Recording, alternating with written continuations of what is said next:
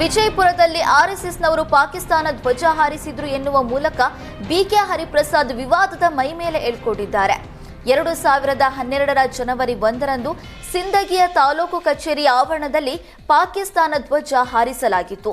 ಪಾಕ್ ಧ್ವಜ ಹಾರಿಸಿದ ಆರೋಪದ ಮೇಲೆ 7 ಶ್ರೀರಾಮ ಸೇನೆ ಹುಡುಗರನ್ನ ಪೊಲೀಸರು ಬಂಧಿಸಿದ್ರು. ಸಿಂದಗಿ ಪಟ್ಟಣದ ರಾಕೇಶ್, ಸಿದ್ದರಾಮಯ್ಯ ಮಠ, ಅನಿಲ್ ಕುಮಾರ್ ಶ್ರೀರಾಮ ಸೋಲಂಕರ, ಮಲ್ಲನಗೌಡ ವಿಜಯಕುಮಾರ್ ಪಾಟೀಲ್, ಪರಶುರಾಮ್ ಅಶೋಕ್ ವಾಗ್ಮೊರೆ, ರೋಹಿತ್ ಈಶ್ವರನಾವಿ, ಸುನಿಲ್ ಮಡಿವಾಳಪ್ಪ ಅಗಸರ, ಅರುಣ್ ವಾಗ್ಮೊರೆಯನ್ನ ಬಂಧಿಸಲಾಗಿತ್ತು. ಆದರೆ ಸುದೀರ್ಘ ವಿಚಾರಣೆ ನಡೆದಿದ್ದ ಪ್ರಕರಣ 2018ರ ಜುಲೈ 23ರಂದು ನ್ಯಾಯಾಲಯದಲ್ಲಿ ವಜಾಗೊಂಡಿತ್ತು. ಪೊಲೀಸರು ಬಂಧಿಸಿದ್ದ ಯುವಕರು ಪ್ರಕರಣದಿಂದ ಖುಲಾಸೆಯಾಗಿದ್ರು. ಆದ್ರೀಗ ನ್ಯಾಯಾಲಯದಲ್ಲಿ ಆರೋಪ ಸಾಬೀತಾಗದೆ ಪ್ರಕರಣದ ಬಗ್ಗೆ ಬಿಕೆ ಹರಿಪ್ರಸಾದ್ ಮಾತನಾಡ್ತಾ ಇರೋದು ಹಿಂದೂ ಮುಖಂಡರ ಆಕ್ರೋಶಕ್ಕೆ ಕಾರಣವಾಗಿದೆ.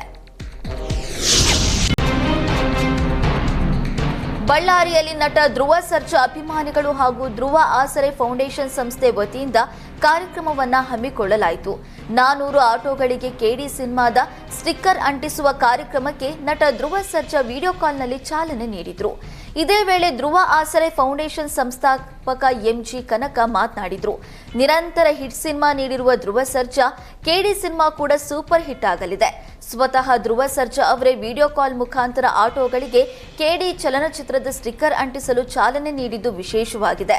ಧ್ರುವ ಸರ್ಜಾ ಹೆಸರಿನಲ್ಲಿ ಬಡವರಿಗೆ, ಹಿರಿಯರಿಗೆ ಸಹಾಯ ಮಾಡೋದಾಗಿ ಕನಕ ಅವರು ಘೋಷಿಸಿದರು.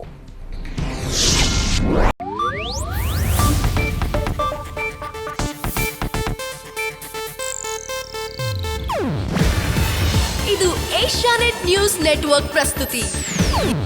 ನೀವು ನೋಡ್ತಿದ್ದೀರಾ ಏಷ್ಯಾನೆಟ್ ಸುವರ್ಣ ನ್ಯೂಸ್.